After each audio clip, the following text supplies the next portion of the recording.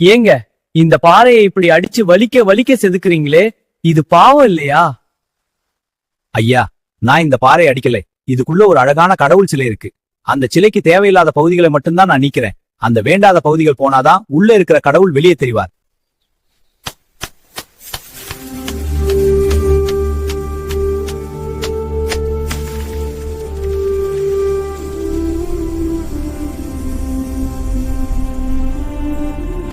நம்ம வாழ்க்கையில வர்ற கஷ்டங்கள் எல்லாமே சிற்பியின் உளி மாதிரிதான். நம்ம கிட்ட இருக்கிற அகங்காரம், ஆணவம், தீய கர்மாங்கிற வேண்டாத பகுதிகளை செதுக்கி நமக்குள் இருக்கிற உண்மையான தெய்வீகத்தன்மையை வெளியே கொண்டு வர்றதுதான் அந்த வலிகளோட வேலை. இந்த ஸ்டோரி உங்களுக்கு பிடிச்சிருந்தா லைக் பண்ணுங்க, ஷேர் பண்ணுங்க, அப்புறம் சப்ஸ்கிரைப் பண்ணுங்க.